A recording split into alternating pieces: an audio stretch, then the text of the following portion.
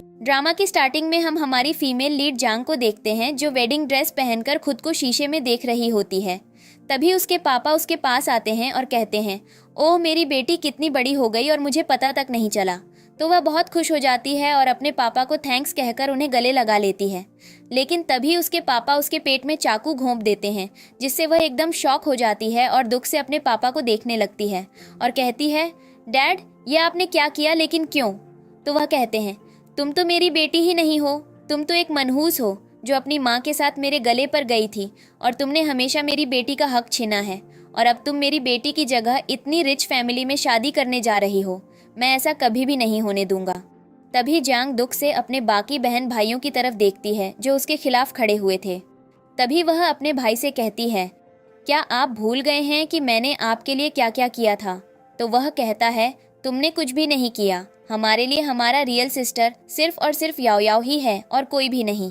तो जांग अपने छोटे भाई के पास जाती है, लेकिन वह भी जांग का बहुत अपमान करता है और उसे किक मारकर नीचे फेंक देता है, जिसके बाद वह रोते रोते बेहोश हो जाती है और वे सब उसे छोड़कर वहां से चले जाते हैं, बिना यह परवाह किए कि वह जिंदा है या नहीं। जिसके बाद हम जांग को देखते हैं, जिसकी आंख खुलती है तो वह इधर उधर देखने लग जाती है कि शायद वह मर गई है, लेकिन तभी उसे रियलाइज होता है कि वह वक्त में पीछे आ गई है, यानी वह पुनर्जन्म हुई थी और ऊपर वाले ने उसे एक और मौका दिया था कि वह अपनी जिंदगी को ठीक कर ले। जिसके बाद वह मन में कहती है कि अब को बार में वो गलतियां नहीं करूंगी जो मैंने पहले की थी। जिसके बाद वो बाहर जाती है जहां पर उसकी पूरी फैमिली बैठी हुई थी और उसे उस घर से निकालने की प्लानिंग कर रही थी। जिसके बाद याओ याओ कहती है कि जांग की मदर की फैमिली उसे कभी भी एक्सेप्ट नहीं करेगी, वो तो बस नाम की ही रिच है। वैसे भी तो जांग सोचने लगती है कि पहले जांग ने वहां जाने से मना कर दिया था और जांग की जगह याओ याओ वहां गई थी और उन लोगों ने उसके साथ बहुत ही बुरा व्यवहार किया था। जिसके बाद जांग सोचने लगती है कि लेकिन यहाँ वाले लोग भी तो आखिर में मुझे मार ही देंगे, इसलिए इस लाइफ में मुझे वहां जाना चाहिए। जिसके बाद वह अपनी फैमिली को कहती है कि मैं वहां जो हाउस जाना चाहती हूँ, तो वे लोग थोड़ा हैरान होते हैं। तभी उसके डैड बोलते हैं, अच्छा बात इससे जान छूट जाएगी। तो याओ याओ कहती है, मुझे पता है कि तुम इसलिए वहां जा रही हो क्योंकि तुमको लगता है कि वो फैमिली बहुत रिच है, लेकिन मैं तुमको बता दूं कि हमारी फैमिली भी बहुत जल्दी रिच होने वाली है।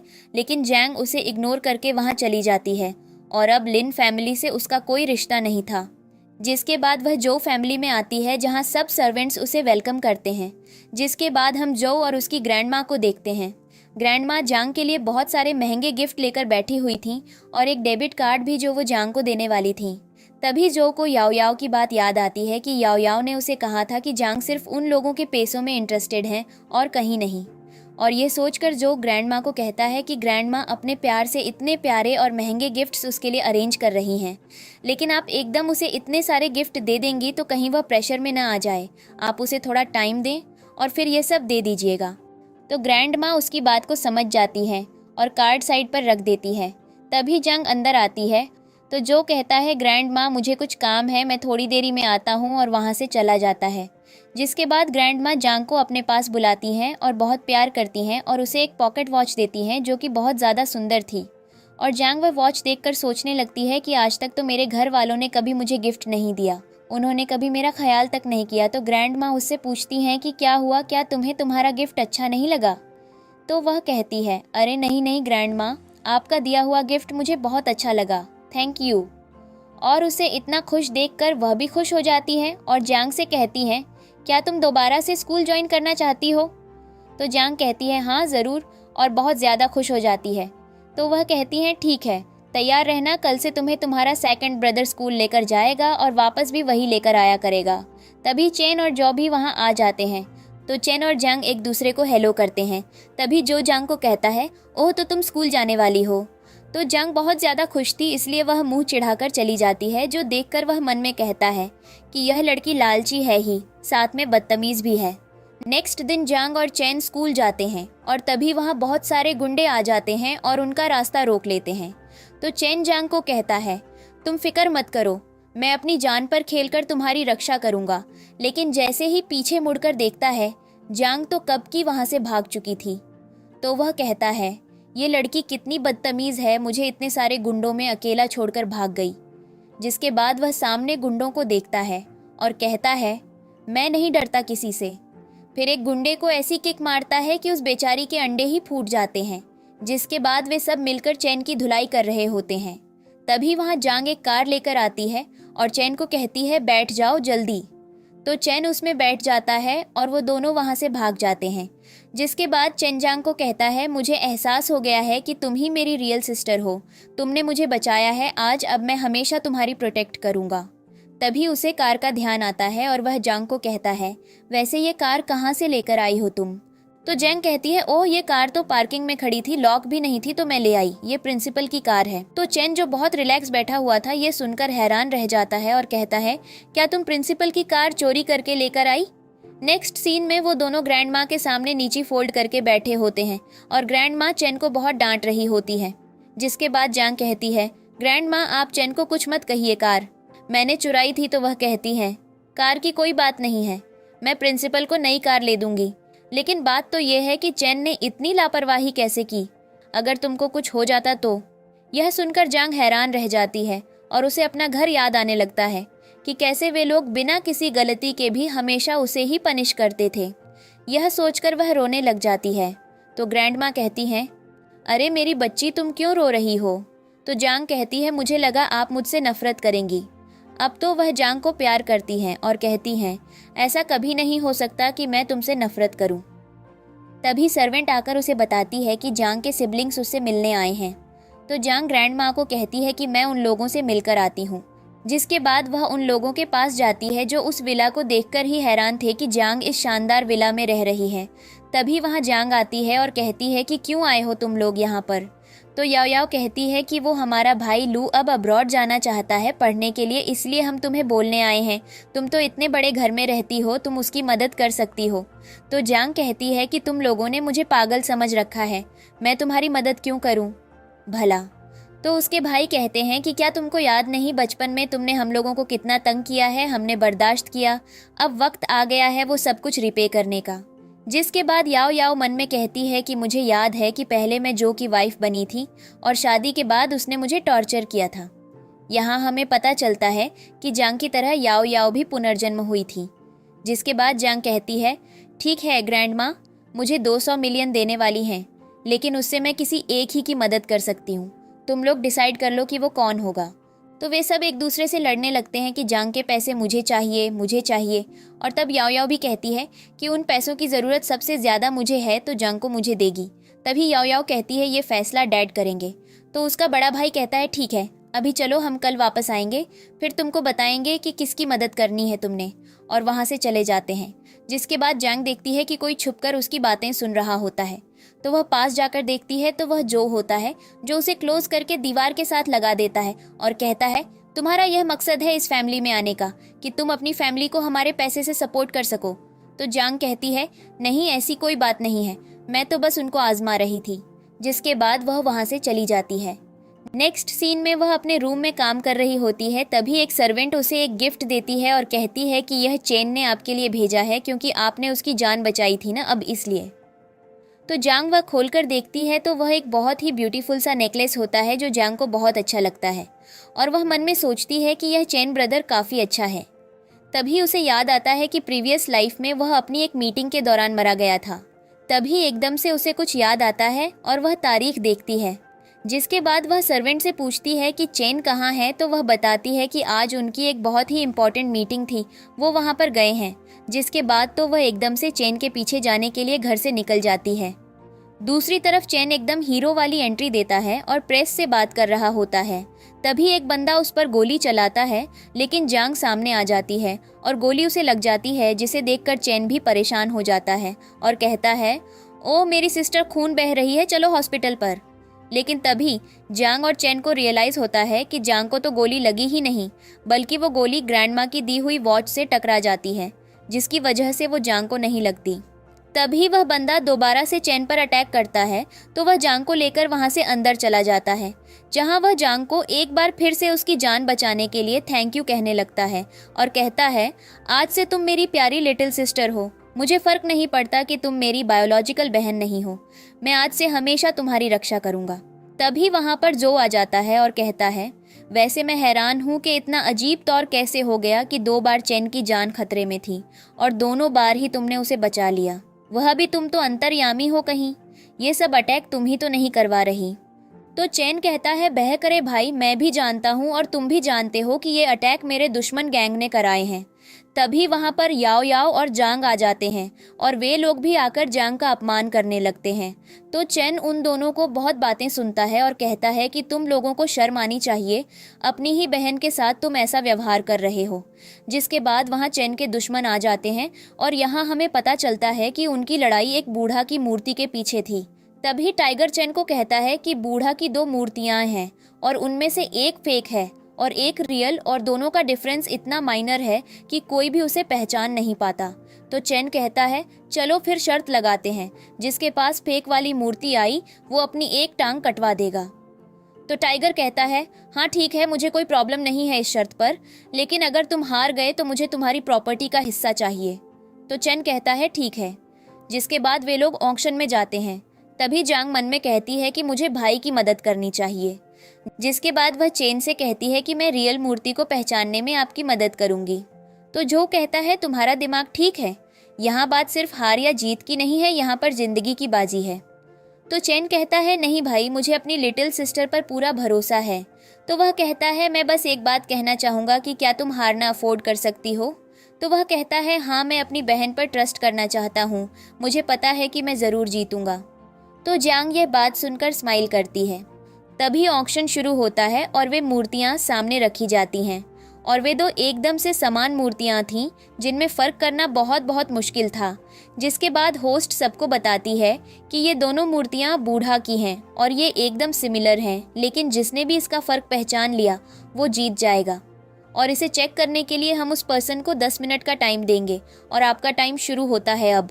जिसके बाद शंग और जैंग स्टेज पर जाते हैं और शंग तो 2 मिनट में ही फैसला कर लेता है और टाइगर को कहता है कि एक वाली असली है, क्योंकि उसकी बनावट से ही लग रही है कि वो ओरिजिनल है।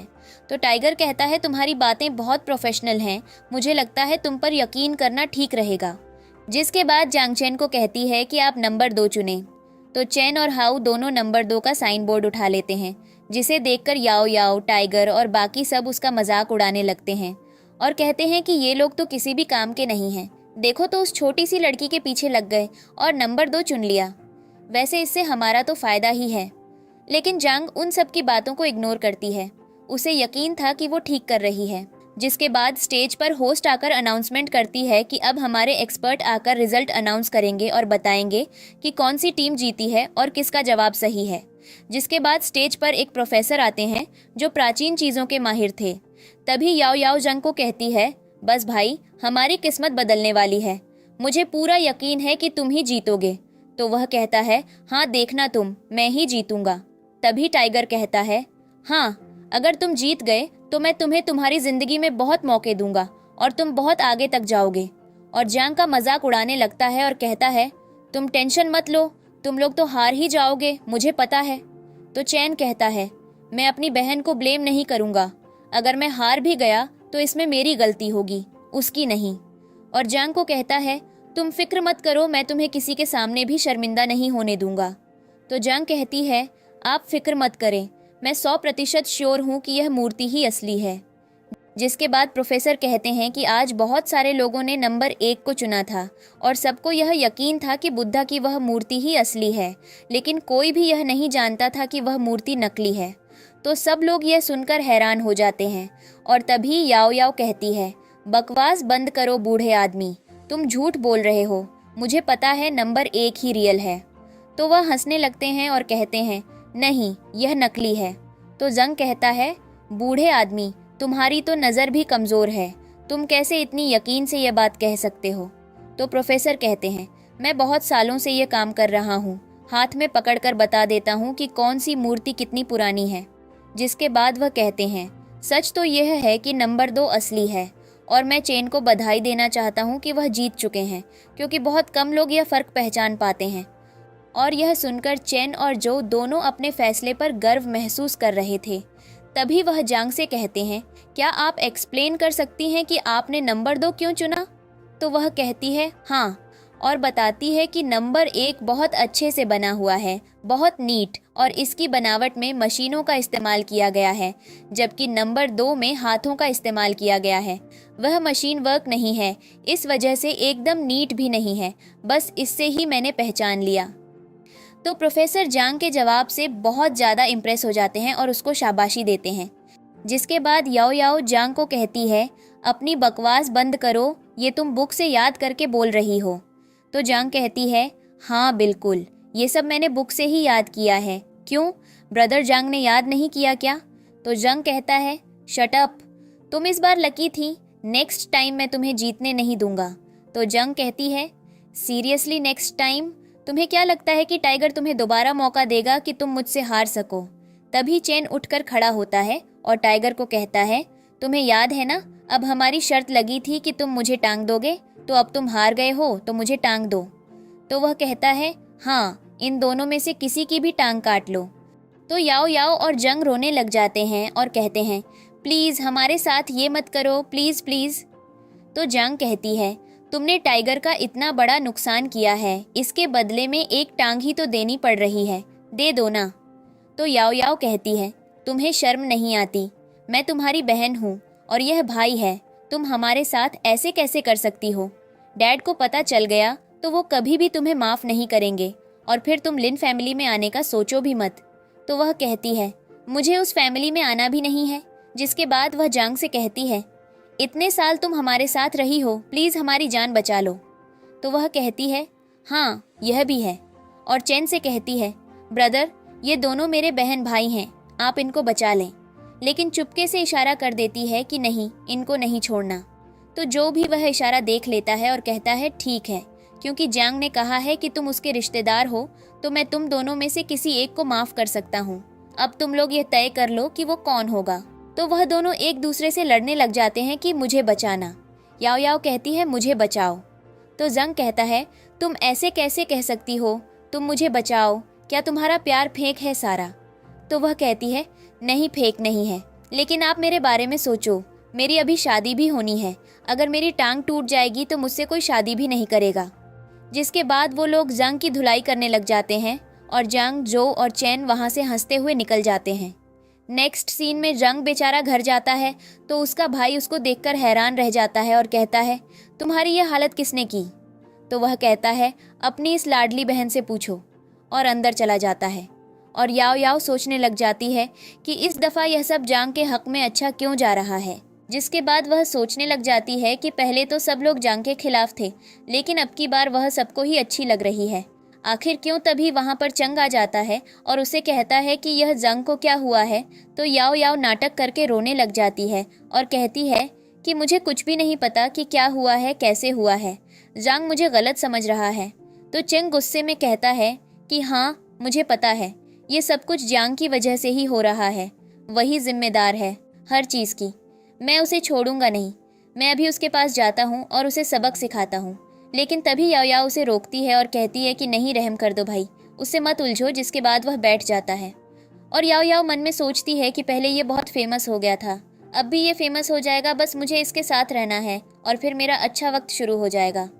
अगले दिन वह दोनों स्कूल के लिए जाते हैं तो गार्ड उनसे आईडी मांगता है। तो याओ याओ कहती है, हमारे पास स्टूडेंट आईडी तो नहीं है, लेकिन हम जांग को जानते हैं। तभी जांग वहाँ आती है और उन दोनों को मना कर देती है और कहती है कि मैं आप लोगों की कोई मदद नहीं कर सकती, आई एम सॉरी। यह देखकर चेंग को बहुत ज़्यादा गुस्सा आता है और वह जांग को बुरा भला कहने लगता है और उसे मारने के लिए आगे बढ़ता है। लेकिन तभी चेन उसे पीछे धक्का देता है और कहता है, तुम्हारी ये हिम्मत, मेरे सामने मेरी बहन को मारने की कोशिश कर रहे हो। जिसके बाद वह अंदर चले जाते हैं और तभी चंग याओ याओ से कहता है कि लगता है कि हम अंदर नहीं जा पाएंगे।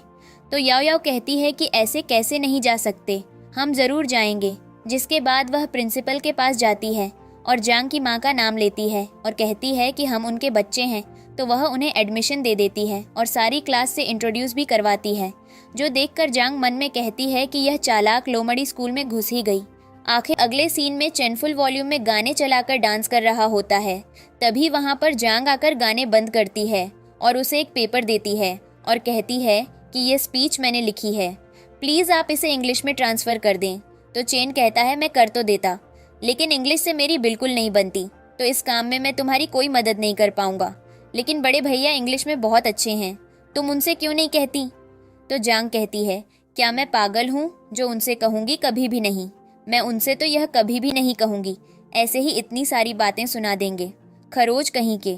और यह सब बातें जो भी खड़ा सुन रहा होता है, जिसे देखकर चैन कहता है कि मुझे तो नींद आ रही है, मैं सोने जा रहा हूँ। और जांग भी भागने ही लगती है कि वह उसे पकड़ लेता है और उससे वह पेपर भी ले लेता है। तो जांग उसे वापस लेने की कोशिश करती है, जिससे वह दोनों एक दूसरे के बहुत ज़्यादा करीब आ जाते हैं और एक दूसरे को देखने लग जाते हैं। तभी जांग थोड़ी दूर हो जाती है तो जो कहता है कि मैं तुम्हारे लिए कुछ सेंटेंस तो ट्रांसलेट कर ही सकता हूँ, और उसकी शीट लेकर चला जाता है और कहता है कि सुबह ले लेना। तो जांग हैरान रह जाती है और मन में कहती है, क्या यह सच में मेरी मदद के लिए तैयार हो गया? जिसके बाद हम याओ याओ को देखते हैं, जो जांग के पास जाती है और उसकी तैयार की गई रेडियो की स्क्रिप्ट देखती है, क्योंकि स्कूल की तरफ से उन लोगों को मौका मिला था। जिसके बाद याओ याओ जांग से कहती है कि तुमने अभी तक कुछ लिखा क्यों नहीं है?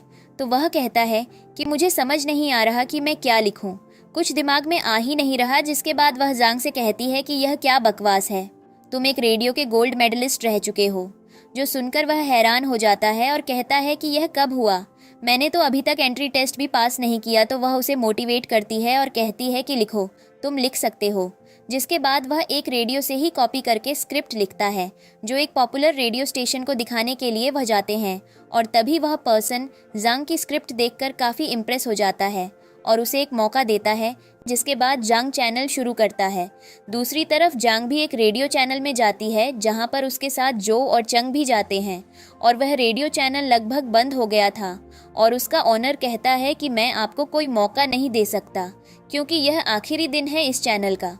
लेकिन जो और चेंग उसे इतना फोर्स करते हैं और डरा धमकाकर ज़बरदस्ती जांग से कहते हैं कि वह आज का शो करेगी। तभी जांग मन में सोचती है कि पहले चेंग मेरी ही स्क्रिप्ट को कॉपी करके गोल्ड मेडलिस्ट बन गया था, लेकिन इस बार मैं उसे यह सब नहीं करने दूंगी, अपना क्रेडिट मैं खुद ही लूंगी। जिसके बाद वो शो शुरू करती है, लेकिन उस चैनल पर लिसनर्स बहुत ज़्यादा कम थे। लेकिन जांग एक हॉरर स्टोरी सुना रही होती है, जो इतनी इंटरेस्टिंग थी कि जो भी सुन रहा था खुद को रोक नहीं पा रहा था। लेकिन अब भी उसके जीतने के चांस बहुत ज़्यादा कम थे। तभी चेन कहता है, मैं अपने सारे फ्रेंड्स को कहता हूँ कि वो जांग की मदद करें और ये शो सुने।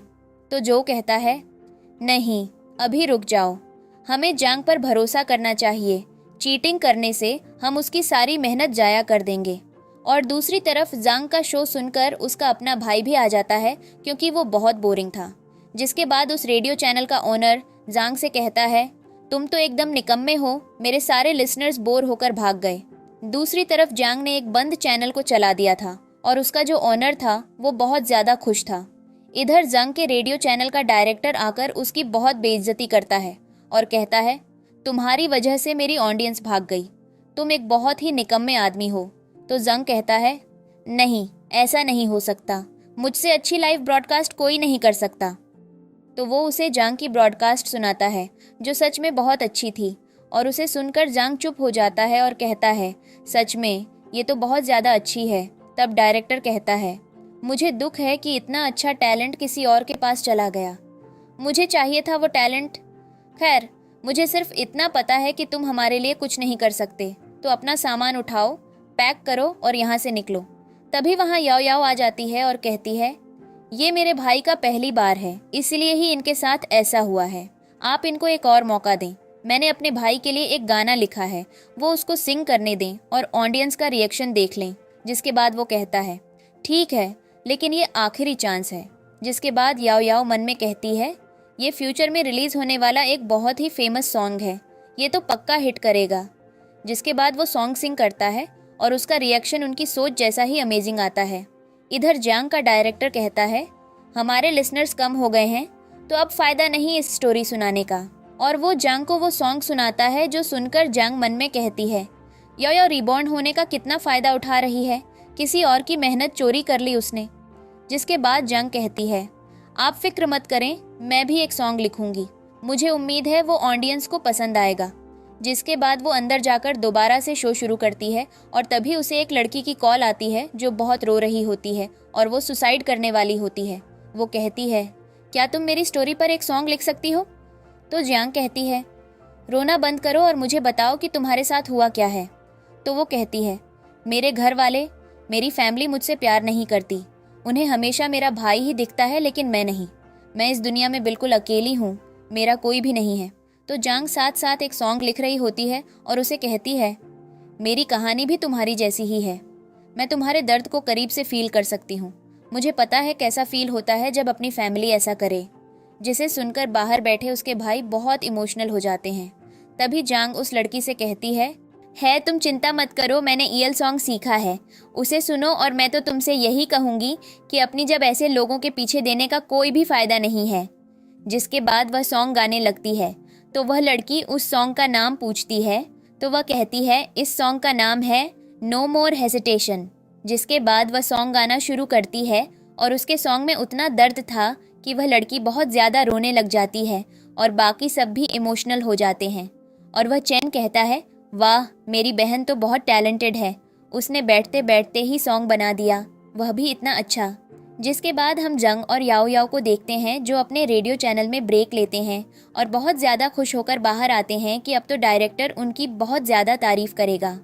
लेकिन जैसे ही वे लोग बाहर आते हैं तो डायरेक्टर जंग का सॉन्ग सुन रहा होता है, जिसको सुनकर जंग कहता है कितना बोरिंग सॉन्ग है, ये कौन सुनेगा। तो वह डायरेक्टर बहुत गुस्सा हो जाता है और कहता है नॉनसेंस, इसके लिसनर्स 1.5 मिलियन हैं। जो सुनकर वे दोनों हैरान हो जाते हैं। इधर जांग अपना सॉन्ग ख़त्म करती है और उस लड़की को समझाती है कि भले तुमको तुम्हारी फैमिली का प्यार नहीं मिला, मुझे पता है यह एहसास बहुत बुरा होता है जब आप किसी के भी फेवरेट नहीं होते और सब लोग आपसे नफ़रत करते हैं, लेकिन फिर आपको अपने लिए जीना चाहिए और तुम्हें भी अपने किए हुए के लिए जीना होगा। जो सुनकर वह नीचे उतर जाती है और जांग को थैंक यू कहती है क्योंकि आज उसने एक मरते हुए इंसान को मरने से बचा लिया था। इधर याओ याओ कहती है कि यह सब कुछ पहले से प्री प्लान्ड था, ये सब कुछ इन लोगों ने पब्लिक का अटेंशन लेने के लिए किया है, बस मुझे पता है।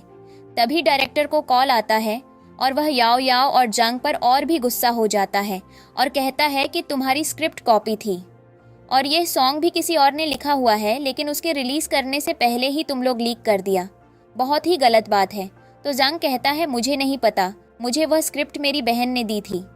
तो वह कहती है मैंने तो सिर्फ दूसरे चैनल से रेफरेंस लिया था, कॉपी थोड़ी की। जिसके बाद डायरेक्टर उन दोनों को वहाँ से निकाल देता है और जंग को हमेशा के लिए बैन भी कर देता है। जिसके बाद वह बहुत ज़्यादा दुखी हो जाता है। इधर जंग ब्रॉडकास्ट ख़त्म करके बाहर आती है तो डायरेक्टर उसे बताता है कि उनके 2 मिलियन लिसनर्स हो चुके हैं और उनका शो सबसे पॉपुलर जा रहा है। जिसके बाद वह जंग को उस रेडियो का स्टार बना देते हैं और जो कहता है कि मैं स्पॉन्सर करूँगा इस रेडियो को। जो सुनकर जंग बहुत खुश हो जाती है और कहती है सच में, लेकिन वह थोड़ी दुखी भी हो जाती है यह देखकर कि जो ने उसकी बिल्कुल भी तारीफ़ नहीं की। जो देखकर वह सोचती है ओह, तो यह चाहती है कि मैं उसकी तारीफ़ करूं। नेक्स्ट सीन में याओ याओ का अपने से बिहेवियर देखकर जांग को काफ़ी बुरा लग रहा होता है और उसे जांग याद आने लगती है। जिसके बाद वह सोचता है कि कितना टाइम हो गया उसने मुझे ब्रदर कहकर नहीं बुलाया। ओ गॉड, मुझे उसकी याद आ रही है, आखिर है तो मेरी बहन ही। इधर चैन जांग को आकर बताता है कि ग्रैंडमदर की बर्थडे है तो वह कहती है मुझे भी गिफ्ट लेना है उनके लिए, लेकिन कैसे लूँ, मेरे पास तो पैसे ही नहीं हैं। तो वह कहता है कोई बात नहीं, मैं अपनी बहन को दिलवा दूंगा। जिसके बाद वे ईल शॉप पर जाते हैं जहां वे ग्रैंडमदर के लिए चुन चुन कर पर्ल्स लेते हैं ताकि अपने हाथों से कुछ बना सके। लेकिन तभी वहां याओ याओ और उसका छोटा भाई आ जाते हैं और वह जांग को बुली करने लगते हैं और उसके ऊपर पर्ल्स फेंकने लगते हैं। तभी जो उनके सामने आ जाता है और उसे बचा लेता है। जिसके बाद याओ याओ उन लोगों के सामने नाटक करने लगती है और कहती है मैं तो बस अपनी बहन से मजाक कर रही थी। तो वह कहता है यह मजाक नहीं है, हम किसी को भी अपनी बहन को तंग करने की इजाज़त नहीं देंगे। जिसके बाद जंग उन्हें कहती है मुझे नहीं चाहिए। अब यह पर्ल्स और अपने भाइयों के साथ वहाँ से चली जाती है। जिसके बाद याओ याओ और उसका भाई नीचे गिरकर सारे पर्ल्स उठाकर ज्वेलर को देते हैं और फिर वे सब उन्हें खरीदने भेजते हैं। इधर जांग ग्रैंडमदर के लिए एक बहुत प्यारी पेंटिंग बनाती है, लेकिन उसमें कुछ कमी थी। तो वह अपने भाई से बोलती है बताओ क्या कमी है। तो चैन कहता है हैंडराइटिंग की कमी है, तुम बिग ब्रदर से लिखवाओ, वह बहुत अच्छा लिखते हैं। तो वह कहती है नहीं, वह तो बहुत खड़ूस हैं। जिसके बाद वहाँ जो आता है और सुन लेता है। तो जांग कहती है मुझे गलत मत समझो, मैं तो सिर्फ मजाक कर रही थी, प्लीज़ डायरेक्टर जो मुझे माफ़ कर दें। तो वह कहता है मुझे ब्रदर जो कहो, लेकिन मैं तुम्हारा भाई नहीं, बस प्यार से बुलाने के लिए बोल रहा हूँ। जो सुनकर जांग ब्लश करने लगती है और चेन तो सोच रहा होता है कि यह सब हो क्या रहा है भाई। जिसके बाद वह कहती है ब्रदर जो, आप लिख दें प्लीज़। तो वह बहुत सुंदर लिखता है और उससे जांग की पेंटिंग की शोभा बढ़ गई थी और वह और भी सुंदर लग रही होती है। जिसके बाद वह ग्रैंडमदर के बर्थडे में वह पेंटिंग लेकर जा रही होती है। तभी चेन को याद आता है कि वह केक लेना भूल गया, तो वह केक लेने चला जाता है और जांग उस होटल में अकेली चली जाती है जहां याओ याओ और उसकी बाकी की फैमिली भी थी। लेकिन तभी वे लोग समझते हैं कि जांग शायद उनसे माफ़ी मांगने आई है, तो वे कहते हैं अब नाटक बंद करो। तो जांग कहती है मैं यहाँ किसी और से मिलने आई हूँ। जिसके बाद जांग एक बहुत एक्सपेंसिव केक ऑर्डर करती है। तो याओ याओ का भाई समझता है कि यह केक उसके लिए है और कहता है मैं तो फिर भी तुम्हें माफ़ नहीं करूँगा। जिसके बाद वह गिफ्ट उससे छीन कर देखने लगता है। तो जांग उन लोगों से अपना गिफ्ट वापस लेती है और कहती है यह गिफ्ट तुम्हारे लिए नहीं है बल्कि किसी और के लिए है। जिसके बाद वह वहाँ से चली जाती है। तभी उसको एक कॉल आती है जिसमें उसे बताया जाता है कि उसे उसके रेडियो शो की वजह से गोल्ड मेडल मिलने वाला है, यानी उसने अपने बुरे कर्म को सही कर दिया था और वह जीत गई थी। जिसके बाद नेक्स्ट सीन में वह चेन की गिराई हुई बॉल उठाने लगती है। तभी वहाँ जो आ जाता है तो वह पीछे हट जाती है। तो वह उसका हाथ पकड़ लेता है और अपनी फीलिंग्स बताने ही लग जाता है कि वहाँ पर याओ याओ और उसकी बाकी की फैमिली आ जाती है और वे जांग की इंसल्ट करने लग जाती हैं और उन्हें लग रहा था कि जो भी उनका ही साथ देगा, लेकिन जो तो उन सबको अच्छा सबक सिखाता है और उन्हें वहाँ से बाहर निकालवा देता है। जिसके बाद वह ग्रैंडमदर के पास जाता है और उसे वॉश कर। तभी ग्रैंडमदर कहती हैं कि जांग और चेन कहाँ हैं, तो वह कहता है कि आ रहे होंगे। तभी याओ याओ और उसका भाई वहाँ आ जाते हैं और ग्रैंडमदर को बर्थडे विश करते हैं और याओ याओ का बनाया हुआ गिफ्ट ही अपना बनाकर ग्रैंडमदर को देते हैं, जिसके बदले में ग्रैंडमदर उन सबको रिटर्न गिफ्ट भी देती हैं। तभी याओ याओ जांग की बुराइयां करने लग जाती हैं, तो ग्रैंडमदर को उसकी बातों पर गुस्सा आता है। तभी ग्रैंडमदर कहती हैं कि वहाँ लायन का डांस हो रहा है। जिसके बाद वे लोग जाते हैं तो जांग और चेन दोनों कॉस्ट्यूम पहनकर डांस कर रहे होते हैं, जो देखकर ग्रैंडमदर बहुत खुश हो जाती हैं और फिर वे सब मिलकर डिनर कर रहे होते हैं और याओ याओ तो बस जांग से जेलसी होती जा रही होती है। जिसके बाद जांग के दिमाग में एक आइडिया आता है और वह जांग की तरफ एक नीडल लेकर जाता है, जो देखकर वह डर जाती है। तभी फ्लैशबैक में हम देखते हैं कि वह बचपन में उसे उसी नीडल से पनिशमेंट देता था। जिसके बाद अब प्रेजेंट में जांग पहले तो डर जाती है, लेकिन आखिर में हिम्मत करके वह नीडल लेकर जांग के हाथ में मार देती है और वही कहती है जो उसने उसे कहा था कि यह एक नीडल ही तो है, इससे डर तो नहीं लगता। तभी जो उस नीडल को मंगवाकर याओ याओ और जांग के हाथों की एक भी उंगली नहीं छोड़ता। जिसके बाद वे रोते रोते घर जाते हैं और याओ याओ अपने डैड के सामने अपने भाई को बुरा भला कह रही होती है। जिसके बाद वह अपने डैड को कहती है एक रास्ता है जिससे हम अमीर हो सकते हैं और वह यह है कि कल की हॉर्स रेस में मुझे पता है कौन सा हॉर्स जीतने वाला है। जो सुनकर उसके डैड बहुत खुश हो जाते हैं। जिसके बाद चेंगजांग के पास आता है और उसे बताता है कि कल वह रेस देखने जाने वाला है। तो जांग उसे कहती है मुझे भी जाना है, तो वह कहता है हाँ चलो, मुझे तो कोई दिक्कत नहीं है। जिसके बाद वह घर आती है तो चेन और चेंग दोनों ही उसके लिए ड्रेसेस लेकर खड़े होते हैं, जो देखकर वह मन में कहती है यह तो मुझे बारबी बनाना चाहते हैं। तभी जो आता है और उसे कहता है तुम्हारे लिए ड्रेस लाया हूँ, पहन लो जाकर। जिसके बाद वह ड्रेस जांग पहन लेती है। तभी जो उसके पास आता है और उसका बॉल सेट करता है और उसे पूछता है कि तुम्हें पसंद आया, तो वह कहती है हाँ बिल्कुल, अब से आप मेरी शॉपिंग करोगे। जिसके बाद वे लोग रेस देखने जाते हैं, जहाँ पर याओ याओ भी आई होती है और तभी जो जांग को कहता है कि आज मेरी तरफ से तुम बेट लगाओ, तो वह 3 मिलियन की बेट लगाती है नंबर 7 पर।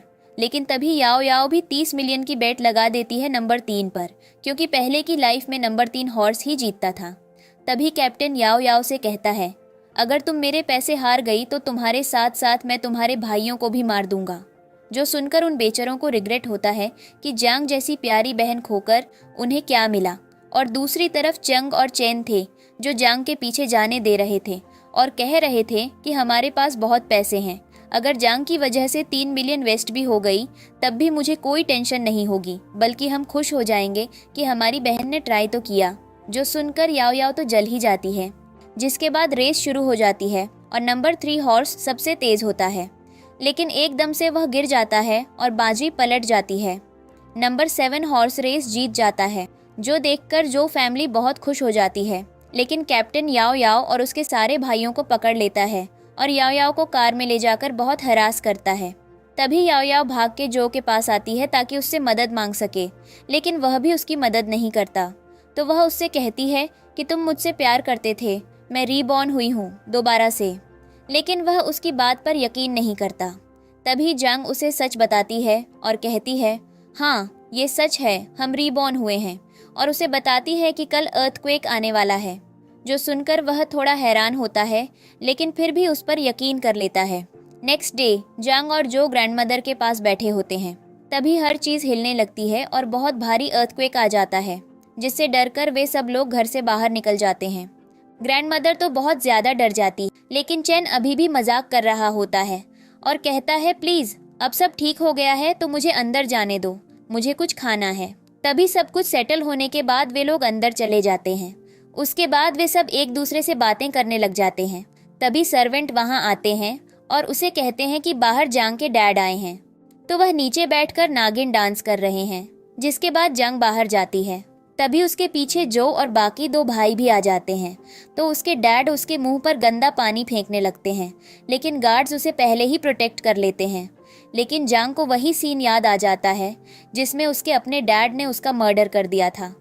तो वह रोने लगती है और कहती है, मुझे तो यकीन ही नहीं आता कि आप मेरे डैड हैं। ऐसे डैड से अच्छा तो मेरे डैड होते ही नहीं। तो वह कहते हैं, अपनी बातें बंद रखो, तुम्हारी वजह से मेरे सारे बच्चे जेल में हैं। याओ याओ को भी कैप्टन ने पकड़ लिया है। मैं तुम्हारा डैड हूँ, मैंने तो वह कहती है कि जो लाइफ आपने दी थी वह आप वापस ले चुके हैं, अब मुझे अकेला छोड़ दो, और वहाँ से चली जाती है। जिसके बाद हम याओ याओ को देखते हैं जो अपने बहियों से मिलने जाती है, और अब वे लोग एक और न्यू प्लान बना रहे थे जंग के खिलाफ। जिसके बाद हम जंग को देखते हैं जो सारी फैमिली के साथ बैठी हुई थी। तभी चेन उसे कार की कीज देता है, जिसे देखकर वह कहती है, तो क्या अब से आप मुझे ड्रॉप करने नहीं जाओगे? तो वह कहता है, जाऊंगा, लेकिन यह तुम्हारी फ्रीडम के लिए है। जिसके बाद चेंग भी उसे बेकरी का गिफ्ट करता है। वह बहुत खुश थी। जिसके बाद वहां पुलिस आती है और जांग को अरेस्ट करने आती है और कहती है कि जांग के डैड कल से गायब हैं और हमें जांग पर शक है। तो जो और चेन और चेंग सब पुलिस वालों को कहते हैं कि हमें अरेस्ट कर लो, क्योंकि हम सब जांग के साथ थे। जिस वजह से इंस्पेक्टर वहां से चला जाता है। जिसके बाद कैप्टन याओ याओ की वजह से उसके डैड को बांध देता है और बहुत मारता भी है। जिसके बाद उन सबको रियलाइज़ होता है कि जंग कितनी ज़्यादा अच्छी है। उसकी वजह से ये सब लकी थे और आज उसके जाने से ये सब अनलकी हो गए हैं। जिसके बाद याओ याओ के डैड घर जाकर याओ याओ को एक थप्पड़ मारते हैं और जंग से दूर रहने को कहते हैं। जिसके बाद वह गुस्से से जंग को मारने के लिए चली जाती है। इधर याओ याओ के डैड और बाकी सब भाई जंग से माफ़ी मांगने आते हैं। तभी याओ याओ वहाँ आती है और जंग को मारने की कोशिश करती है, लेकिन जो उसे बचा लेता है। जिसके बाद वह अपनी फैमिली को कहती है कि मैं आप लोगों को अब कभी भी माफ़ नहीं करूँगी, क्योंकि मेरा आपसे कोई रिश्ता नहीं रहा, और वहाँ से रोते हुए चली जाती है। जिसके बाद जो उसे कहता है कि तुम चिंता मत करो, तुम बिल्कुल ठीक हो। जिसके बाद ग्रैंडमदर और बाकी सब भाई भी उसके पास आ जाते हैं और जंग का मूड ठीक करने के लिए उसके साथ मजाक करने लगते हैं। और फिर ग्रैंडमदर कहती हैं कि चलो एक फैमिली पिक्चर हो जाए। जिसके बाद वे सब एक फैमिली पिक्चर बनवाते हैं और जंग मन में कहती है कि फाइनली मुझे वह फैमिली मिल गई जो मेरी है और मुझसे प्यार करती है। जिसके साथ ही ये स्टोरी खत्म हो जाती है। Keep liking and sharing.